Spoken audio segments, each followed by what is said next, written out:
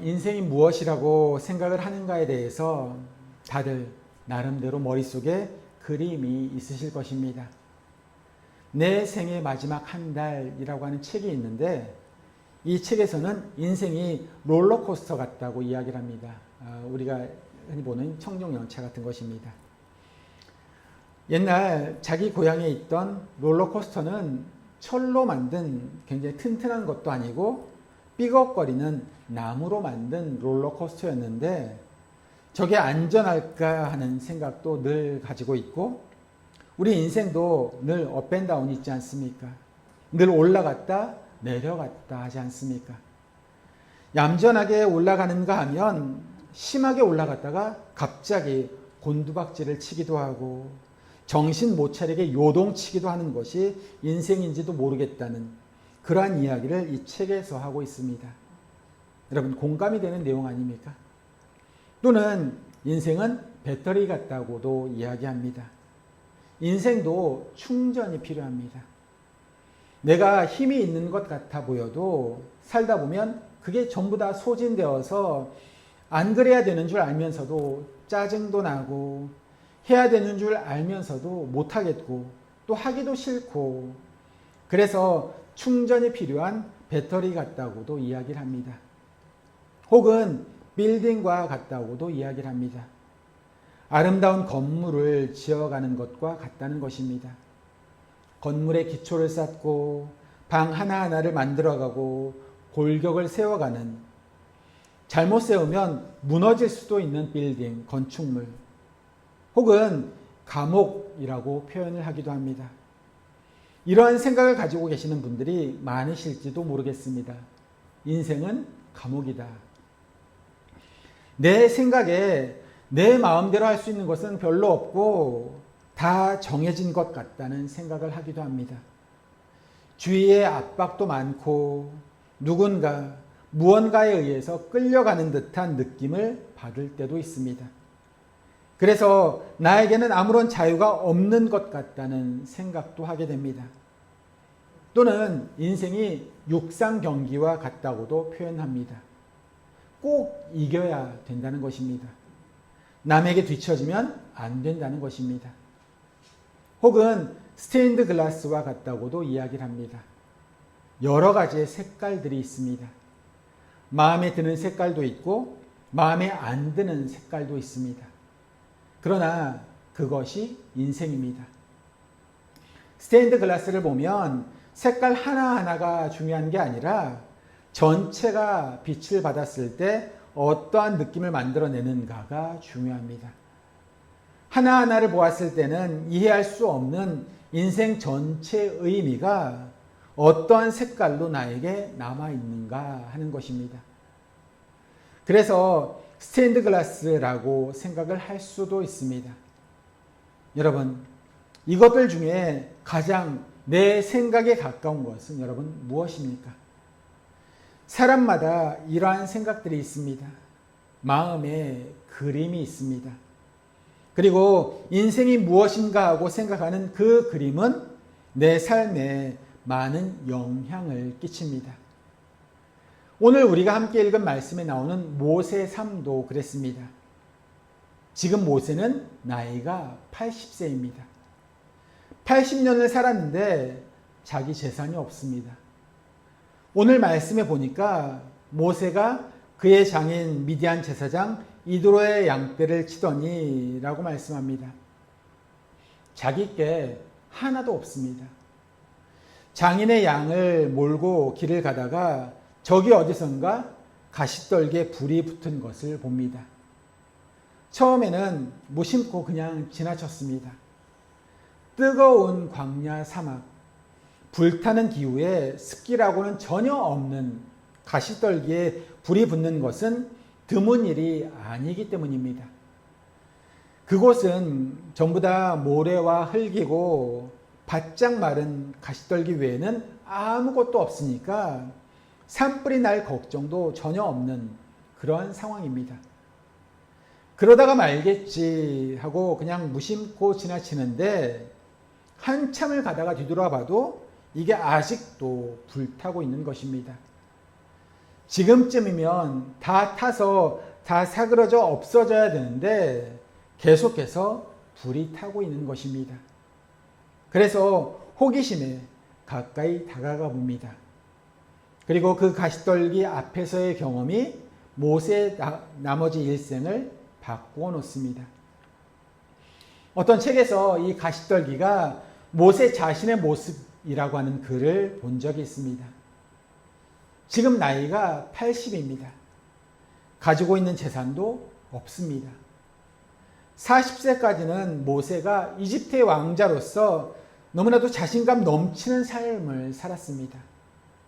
40세가 되던 때에 호기롭게 히브리 노예들을 괴롭히는 이집트인들을 정의의 팔이 되어서 때려 눕혔습니다. 그런데 그게 어떻게 꼬여가지고 이집트를 도망쳐 나오게 됩니다. 멀리 미디안 땅까지 와서 자기 재산 하나도 없이 그 땅의 여인과 결혼을 하고 자식을 낳고 살아가는 것입니다. 처음 몇 년간은 그렇게 살아도 왕자로서의 자부심과 또 인생에 대한 나름대로의 자기 견해가 남아 있었을 것입니다. 내 인생 이렇게 광야에서 시시하게 끝낼 수는 없어. 무언가 획기적인 변화가 나에게 올 수도 있지 않을까. 그러한 생각을 가지고 살았을 것입니다. 그래서 귀를 기울이고 이집트 쪽에서 무슨 소식이 들려오는지 관심을 가지기도 했을 것입니다. 그런데 그것이 1년, 2년, 10년, 20년이 지나고 40년이 지나면서 전부 다 말라버리고 말았습니다. 여러분, 모세가 얼마나 외로웠겠습니까? 히브리인으로 태어나서 이집트인으로 자라났습니다. 철이 들면서는 나는 도대체 누구인가? 내가 히브리인들과 살아야 하는가? 아니면 이집트의 일원으로 살아가야 하는가? 고민을 시작하자마자 이도저도 아닌 자기도 낯설은 땅 미디안 광야에서 살아가게 되었습니다. 여기저기 사방을 다 둘러보아도 자기와 비슷한 사람은 하나도 없고 바위와 모래뿐인 그 광야에서 하루 종일 혼자서 일하는데 그것도 전부 다 남의 양일 뿐입니다. 가시떨기를 바라보면서 저 나무가 도대체 무슨 쓸모가 있을까? 꽃을 피우지도 열매를 맺지도 못합니다. 그걸 잘라봐야 조그마한 물건 하나 만들 제목도 되지 못합니다. 유일하게 그 가시떨기 나무의 용도가 있다면 땔감일 뿐입니다. 그것도 참나무처럼 몇 시간씩 타는 나무가 아니라 금방 확 타다가 사라져버리고 마는 불쏘시개 밖에는 안 됩니다. 그래서 바위 틈에 겨우 붙어있는 가시떨기를 보며 저게 정말 내 모습 같다라고 했을만 합니다. 그렇게 척박한 사막 같은 땅에서 그래도 살아있다는 게 신기하지 않습니까? 그래도 살아는 있습니다.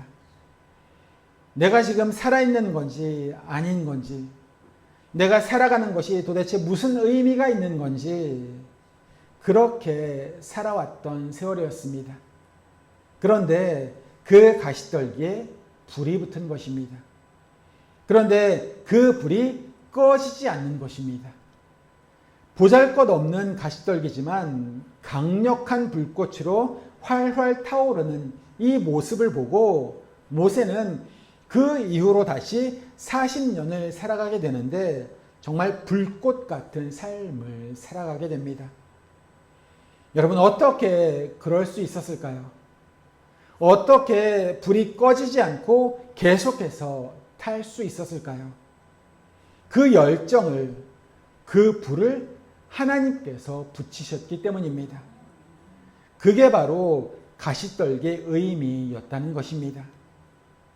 모세의 인생 전체가 바뀌는 그러한 순간입니다. 아이 그렇게 살다가 말지 하던 사람이 하나님을 만나면서 모세의 삶이 열정적으로 삶으로 바뀌게 되었습니다.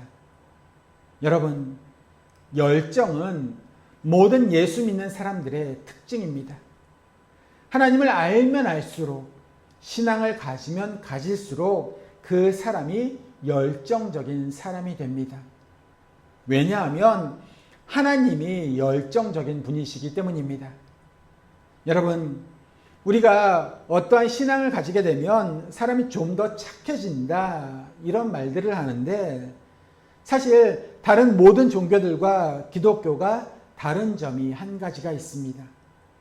다른 점들이 많이 있지만 그 중에 하나가 하나님의 열정, 하나님의 열심입니다. 이사야서 9장 7절에 보시면 이런 말씀이 있습니다. 그 정사와 평강의 더함이 무궁하며 또 다윗의 왕자와 그의 나라에 군림하여 그 나라를 굳게 세우고 지금 이후로 영원히 정의와 공의로 그것을 보존하실 것이라. 만군의 여호와의 열심히 이를 이루시리라. 여러분, 신이, 하나님이라고 하는 존재가 열심을 가진다는 말이 사실은 일반적인 종교학에서는 굉장히 낯선 개념입니다. 왜냐하면 여러분, 학교에서 아이들이 공부를 하는 것을 보십시오. 어릴 때 공부를 열심히 해야 하는 아이들은 어떤 아이들입니까? 머리가 별로 안 좋은 아이들입니다. 진짜 천재는 별로 노력을 안 해도 맨날 1등 합니다. 나를 도와주는 사람, 땀을 뻘뻘 흘리면서 나를 도와주는 사람이 정말 고맙기는 하지만 사실은 우리가 대부분 생각을 할 때 나를 열심히 도와주는 사람이 나에게 별로 도움이 안 된다고 생각합니다. 나에게 정말 도움이 되는 사람은 전화 한 통으로 나의 문제를 간단하게 해결해 줄 수 있는 사람이라고 생각합니다. 그게 능력이라고 생각하기 때문입니다. 사람이 생각하는 그러한 능력 구조에서 그 능력이 극대화되는 것이 세상 종교의 아이디어입니다. 그래서 신은 본래 신이기 때문에, 능력이 있기 때문에 별로 열심을 내지 않아도 너무나도 큰 일을 할 수 있습니다. 우리나라 사람들이 옛날부터 하는 말이 있습니다. 그래봐야 부처님 손바닥 아니다. 여러분, 이게 무슨 말입니까? 그게 사람들이 가지는 신관에 대한 매우 중요한 개념입니다.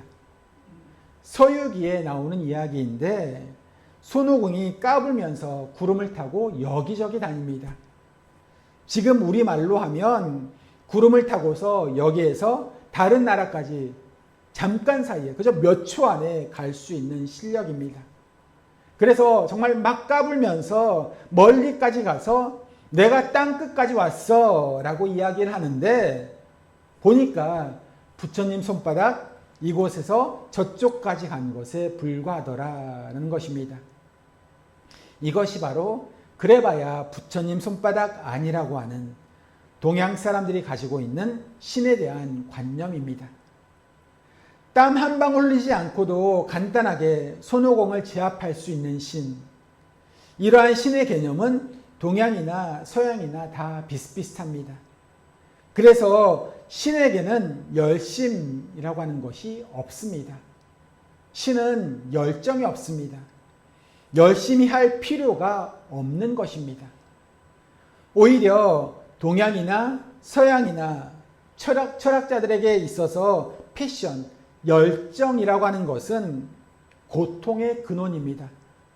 그래서 이 패션을 버리는 것, 아파테이아, 불교에서는 초월, 관조 등의 개념으로 사용을 하고 애착을 버리는 것, 그것이 구원과 해방의 길이라고 이야기를 합니다.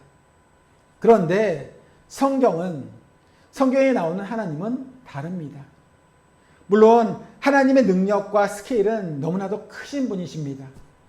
천지를, 온 우주를 창조하신 분이십니다. 그러나 동시에 하나님은 열심이 있고 열정이 있으신 분이십니다. 여호와의 열심히 이를 이루시리라.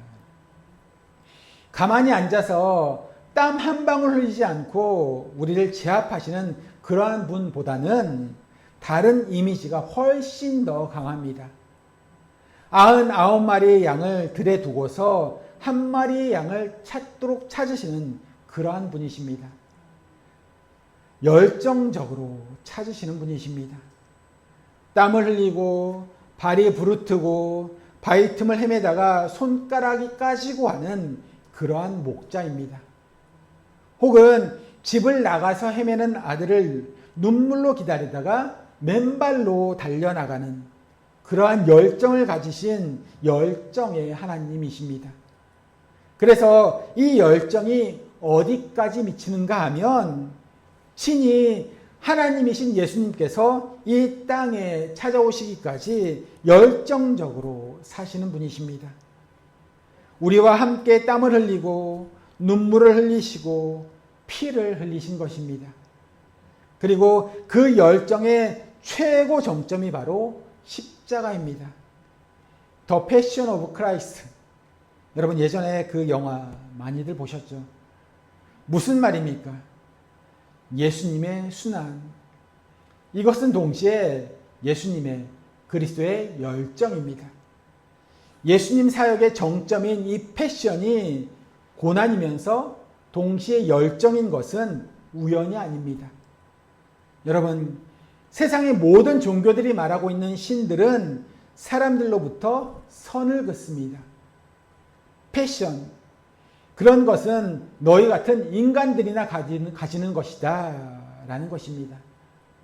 그것 자체가 고통인데 신들이 그런 것을 할 필요가 없다는 것입니다.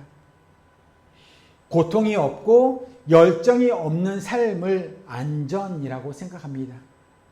그러나 성경의 하나님은 그렇지 않습니다. 하나님의 열심, 여호와의 열정을 이야기합니다. 그래서 하나님을 만나고 예수를 믿는 사람들마다 열정적인 사람이 되는 것입니다. 신앙이 좋은 사람치고 열정적이지 않은 사람이 없습니다. 그리고 여러분, 세상을 보십시오. 세상에서 많은 사람들이 성공하는 것을 보게 됩니다. 돈이 없는 사람, 건강이 좋지 않은 사람, 집안이 좋지 않은 사람들도 때로 성공을 합니다. 그러나 열정이 없는 사람이 위대한 삶을 살아가는 것은 보지 못했습니다. 열정이 있어야 됩니다. 그것이 예수 믿는 사람들이 하나님으로부터 받는 선물입니다. 지금 80세의 모세는 열정을 수치로 따지자면 제로에 0에 가까운 사람입니다. 할 수만 있으면 귀찮은 것들은 다 피하려고 합니다. 모험을 절대로 하지 않으려고 합니다. 나이가 80이나 되었는데 여기서 이렇게 살다가 죽지 뭐. 인생이 다 그런 거지. 다 똑같지 뭐. 그런데 하나님께서 찾아오셔서 이 인생을 완전히 바꾸시는 것입니다. 열정의 사람으로 바꾸어 놓으십니다. 그리고 이후에 40년 동안 모세가 얼마나 위대한 일을 했는지 역사가 그것을 증명해 주고 있습니다. 그리고 그것보다 더 중요한 것은 모세의 하루하루 120살까지 이후에 40년을 살 때에 그 하루하루가 충만하고 열정적인 행복한 나날들이었다는 것입니다. 그래서 그 마지막에 하나님께서 모세를 부르실 때에 감사하면서 하나님 앞으로 담대하게 갈 수 있는 사람이 되었던 것입니다. 여러분, 오늘 이 말씀을 드리는 이유도 그것입니다. 다 같이 죽자고 말씀을 드리는 것이 아니라 제대로 살아보자는 것입니다. 지금 내 나이가 몇 살이든 관계없이 80이든 40이든 20이든 무슨 일을 하든지 열정적으로 살아가야 됩니다. 골로새서 3장 23절은 우리에게 이렇게 말씀하고 있습니다. 우리 골로새서 3장 23절 말씀 프린트물에 있습니다. 네, 함께 보실까요? 함께 보십니다. 무슨 일을 하든지 마음을 다하여 죽게 하듯 하고 사람에게 하듯 하지 말라. 아멘. 큰 일, 작은 일 구분을 할 필요가 없습니다. 모세의 인생이 별것 없었던 이유는 그에게 재산이 없거나 그의 직업이 보잘것없는 목자였기 때문이 아니었습니다. 그의 삶에 열정이 없었기 때문에 그랬던 것입니다. 여러분, 우리 인생이 유한한 인생이라면 정말로 한순간 한순간을 충만하게 열정을 가지고서 살아가야 합니다. 여러분, 의미 없이 살아가고 어영부영 살아간 것은 지나간 날로 족합니다. 이미 많이 해봤습니다. 여러분, 그렇지 않습니까? 그래서 사람이 예수님을 알고 사람이 은혜를 받으면 생각하는 첫 번째 감정이 지나간 세월들이 너무나도 아깝다는 것입니다. 이렇게 대충 살아버린 세월들이 너무너무 아까운 것입니다. 그리고 그때부터 인생을 다르게 살아가게 됩니다. 열정을 가지고 살게 됩니다. 베드로전서 4장 7절과 8절은 이렇게 말씀합니다. 우리 베드로전서 4장 7절과 8절 말씀 함께 보십니다. 만물의 마지막이 가까이 왔으니 그러므로 너희는 정신을 차리고 근신하여 기도하라. 무엇보다도 뜨겁게 서로 사랑할지니 사랑은 허다한 죄를 덮느니라. 아멘. 여러분, 뜨겁게 사랑하십시오. 패션, 열정을 가지고 사랑하시길 바랍니다. 그저 그냥 사랑해가 아니라 뜨겁게 목숨을 걸고 사랑하십시오. 여러분, 왜 그래야 합니까? 만물의 마지막이 가까웠으니. 여러분, 이 만물의 마지막이 가까웠으니 라고 말을 한 것이 지금으로부터 2000년 전의 일입니다. 그런데 아직도 만물의 마지막은 안 된 것 같습니다. 여러분, 기독교는 처음부터 만물의 마지막이 가까이 왔다라는 데서부터 출발했습니다. 처음부터 종말론적인 신앙이었습니다. 그래서 초대교회 성도들은 대부분 내가 살아있을 때 예수님께서 다시 오실 것이라고 생각을 하면서 살았습니다. 그런데 아직도 예수님은 안 오셨습니다. 그러면 한번 생각을 해보십시오. 잘못된 기대에서 시작이 된 운동이라면 그것으로 끝나버려야 합니다. 실패한 운동으로 기독교가 끝나야 정상입니다. 그럼에도 불구하고 그 이후에 기독교가 이 세상 가운데 힘있게 뿌리를 내리고 세계 속에서 자리를 잡아간 것은 무엇 때문인지 아십니까? 기독교의 신앙이 본래부터 처음부터 종말론적이라는 것입니다. 종말론이라고 하는 것이 예수님께서 언제 오실 것이다, 달력을 바라보면서 숫자 맞추기 하는 그러한 것이 아닙니다. 종말론, 종말신앙이라고 하는 것은 세상의 유한성에 대한 자각, 인간의 유한함에 대한 철저한 자각 속에서 하루하루를 살아가는 것입니다. 여러분이 누군가를 위해서, 보스를, 사장을 위해서 열심히 일을 해도 그 일의 결과를 전달하지 못하고 이 세상이 끝날 수도 있습니다. 그럼에도 불구하고 그것이 하나님을 위해서 한 것이었다면 하나님께서 그 날에 상을 주실 것이다 라는 말씀입니다. 영원히 있고 영원하신 하나님이 계시기 때문에 매일매일의 우리의 삶을 충만하게 살 수 있는, 그래서 지금 내 인생이 지금 이대로 끝난다 하더라도 당황하지 않는 삶을 살아갈 수 있는 그것이 바로 기독교 신앙의 종말론적인 본질입니다. 여러분, 이런 말 아십니까? 내일 이 지구에 종말이 온다 하더라도 나는 오늘 한 그루의 사과나무를 심겠다. 이 이야기를 우리나라 사람들은 철학자 스피노자가 한 말로 알고 있는데 그게 아니라 종교개혁가였던 마르틴 루터가 한 이야기입니다. 여러분, 이것이 신앙입니다. 내일 이 지구가 산산조각이 난다 하더라도 나는 오늘 한 그루의 사과나무를 심겠습니다. 여러분, 이게 무슨 말입니까?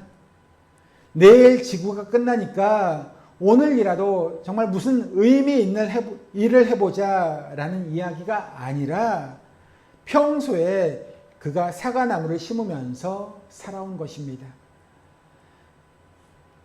내가 항상 주님만을 바라보면서 살아가는 것, 주님 안에서 평소에 열심히 살아가는 것입니다. 여러분, 그렇지 않습니까? 평소에 그렇게 살아온 것입니다. 그리고 계속해서 그렇게 살아가겠다는 것입니다. 소망을 심으면서 살겠다는 말입니다. 그래서 정말 믿음의 사람은 내 인생이 잠시 후에 끝나든 혹은 100년을 더 살든 기본적인 생의 의미가 별로 다르지 않다는 것입니다. 그렇기 때문에 내 인생이 얼마나 남았든 여러분이 지금 20살밖에 안 됐다 하더라도 내 인생이 짧다고 생각을 하고 인생을 아끼셔야 합니다. 시간을 아끼셔야 됩니다. 어영부영 산 것은 지나간 때로 족합니다. 여러분, 시간 관리에 도전을 받으시길 바랍니다. 여러분, 우리 인생의 하루하루가 정말 얼마나 소중합니까? 여러분, 모세도 어영부영 살다가 나머지 40년을 정말 얼마나 바쁘게 열정적으로 지냈는지 모릅니다. 여러분, 내 인생이 얼마 남지 않았다고 한다면 대부분의 사람들이 하는 말이 가족들과 조금 더 시간을 보내야지 라고 이야기를 합니다. 맞습니다. 정말 좋은 말입니다. 그런데 막상 가족들과 함께 하면서 여러분은 시간을 어떻게 보내고 계십니까? 가족들끼리 오랜만에 외식을 하자고 해놓고 싸운 적도 많지 않으십니까? 그렇지 않습니까? 우리가 살다 보면 생활이 정말 다 바쁘기 때문에 가족들과 보내는 시간이 충분하지 못한 것이 사실입니다. 그렇기 때문에 그럴수록 함께 보내는 시간을 제대로 함께 보내야 합니다. 여러분의 배우자와 자녀들과 손주들, 소중한 사람들과 대화를 할 시간들이 있다면 그 시간에는 대화를 하십시오. 지금 내 앞에 있는 사람이 온 세상의 전부인 것처럼 그 사람에게 모든 것을 다 주십시오. 그것이 충만하게 사는 것입니다. 우리는 대개 그렇게 살아갑니다. 집에 와서는 사업 걱정, 직장 걱정하고 출근을 해서는 가족 걱정을 합니다. 집에 와서 밥을 먹으면서 직장에서 짜증나는 일들을 생각을 하다 보니까 가정생활이 제대로 되지 않는 것입니다. 또 출근을 해서는 그 반대입니다. 가족들, 집안 걱정을 합니다. 학생들도 꼭 놀러 갈 때 책을 가져가는 사람이 있습니다. 공부를 할 때는 또 딴 생각을 합니다. 여러분, 놀 때는 놀고 공부할 때는 공부해야 합니다. 출근해서는 일을 하시고 대화를 할 때는 대화에 집중하십시오. 밥을 한 그릇 먹는다 하더라도 감사하면서 먹을 줄 알아야 합니다. 짧은 시간이지만 한 시간을 충분히 누리는 것을 우리 훈련해야 합니다. 나는 왜 잘 되지 않나? 나는 왜 이렇게 너무나도 바쁘고 할 일이 많은 것인가? 여러분, 그렇지 않습니다. 이건 영적인 문제입니다. 우리의 영혼이, 내 영혼이 불안하기 때문입니다. 예수님의 삶을 보시면 멋있는 점이 한두 가지가 아닙니다. 공중의 새를 보라, 들에 피어있는 백합화들을 보라. 그러면서 하나님을 말씀하시지 않습니까? 우리가 지나가는 길에도 새들이 날아다니고 꽃들도 있는데 우리는 그저 못 보고 그냥 지나치는 것입니다. 여러분, 예수님께서 얼마나 바쁘셨습니까? 몰려드는 병자들, 상담하러 기다리는 사람들, 식사를 하실 겨를도 없으셨다고 성경은 말씀하고 있습니다. 그럼에도 불구하고 잠시 지나는 길에 공중의 새를 보면서 거기에서 하나님의 손길을 느낄 정도로 깊이 보시는 것입니다. 한 사람을 만나도 그 사람이 가장 깊은 영적인 필요를 알 만큼 충분히 그 사람에게 마음을 다 주시는 것입니다. 다윗도 그랬습니다. 목자라고 하는 정말 하찮은 일을 하면서도 거기에서 하나님을 만났습니다. 여호와는 나의 목자시니 내게 부족함이 없으리로다. 최선을 다해서 양 한 마리를 돌보면서 하나님을 알아가는 것입니다. 우리도 마찬가지입니다. 하나님이라고 하는 능력의 근원에 우리가 연결되어야 합니다. 예배하는 삶, 기도하는 시간, 여러분 한번 해보십시오. 내가 온전히 마음을 다해서 찬양하고 기도하고 예배하는 사람이 되면 서서히 여러분의 주변 사람들에게도 관심을 줄 수 있는 사람, 내가 할 일에 집중할 수 있는, 하나님과의 시간을 또 확보할 줄 아는 영적인 안정감을 가진 사람으로 변해갈 줄 믿습니다. 여러분, 하나님과의 시간, 하나님과 함께하는 시간이 너무너무 중요합니다. 여러분, 세월을 아끼십시오. 여러분, 모세도 우리 같은 사람이었습니다. 어쩌면 우리보다도 더 못한 사람이었는지도 모르겠습니다. 자신이 없었습니다. 내 인생이 무슨 별 볼 일이 있을까 생각하는 그러한 사람이었습니다. 광야에서 외롭게 서 있는 가시떨기 나무같이 아무도 어느 누구도 주목하지 않는 그런 사람이었습니다. 아름드리 나무라면 지나가다가 그 나무가 없어졌으면 없어졌구나 그러겠지만 가시떨기 나무 하나 없어졌다고 해서 어느 누가 신경이나 쓰겠습니까? 그러한 보잘것없고 무가치한 자아상을 가지고 있던 사람이었습니다. 그런데 거기에 그 사람에게 하나님께서 찾아오신 것입니다. 너의 인생이 바뀔 것이다. 이전과 다를 수 있다고 하나님께서 말씀하셨습니다. 그랬는데도 모세는 거부했습니다. 여러분, 모세가 하나님께 뭐라고 했습니까? 출애굽기 4장 10절에 이렇게 기록하고 있습니다. 모세가 여호와께 아뢰되 오 주여 나는 본래 말을 잘하지 못하는 자니이다. 주께서 주의 종에게 명령하신 후에도 역시 그러하니 나는 입이 뻣뻣하고 혀가 둔한 자이니이다. 지금 모세가 하나님의 말씀을 거절하는 것입니다. 여러분, 이 말을 한번 잘 생각을 해 보십시오. 만약에 모세가 말을 잘 했다면 그걸 믿고 바로 앞에 갈 수 있었겠습니까? 모세가 바로 앞에 가서 말을 멋지게 잘 했다면 바로가 모세의 말을 다 들어주었겠습니까? 하나님께서 우리를 쓰시려고 하는 그 일에 비하면 말을 잘하고 못하고는 별 차이가 없는 것입니다. 문제가 되지 않습니다. 이 자체가 말이 안 되는 것입니다.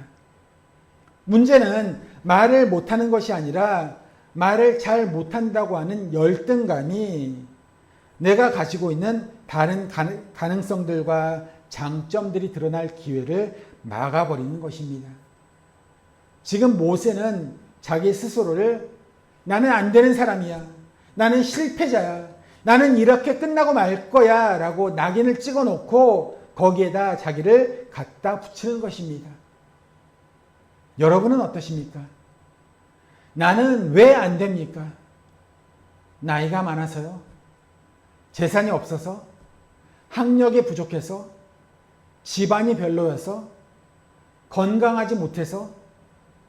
여러분, 이러한 핑계들을 대자면 한도 끝도 없습니다. 그냥 안전이라고 생각하는 환상에 그 감옥 속에 자기를 가두어 놓고 살아가는 게으름에 대한 변명일 뿐입니다. 이러한 핑계들은 너무나도 많습니다. 누구에게나 다 있습니다. 누군가 이러한 글을 쓴 것을 본 적이 있습니다. 모세는 말더듬이었고 다윗은 갑옷이 맞지 않았다. 마가는 사도 바울에게 불합격 판정을 받았고 디모데는 늘 병약했다. 야곱은 거짓말쟁이였고 다윗은 불륜의 딱지가 있는 사람이었다. 솔로몬은 너무 부자였고 예수님은 너무 가난했다. 아브라함은 너무 늙었고 다윗은 너무 어렸다. 베드로는 죽음이 두려웠고 나사로는 무덤에까지 들어갔었다. 사도 바울은 살인자였고 모세 역시 마찬가지였다. 기드온과 도마는 의심이 많았고 예레미야는 압박감 때문에 자살하려고 했으며 엘리야는 스트레스 때문에 신경쇠약까지 걸렸었다. 모세와 베드로, 바울과 많은 성경의 인물들, 우리가 존경하는 신앙의 위인들은 성격이 너무 급했고 화도 잘 냈다. 사랑하는 성도 여러분, 여러분은 어떠십니까? 어떠한 약점이 있습니까? 그 어떠한 것도 내가 주님의 부르심을 거부할 변명은 되지 못한다는 것을 기억하시길 바랍니다. 주님께서 부르시고 말씀으로 나에게 도전하실 때 믿음으로 응답하시길 바랍니다. 그러면 우리는 우리 육체에 남은 때를 열정적으로 하루하루를 충만하게 살아갈 수 있는 사람으로 세움받을 줄 믿습니다. 기도하시겠습니다.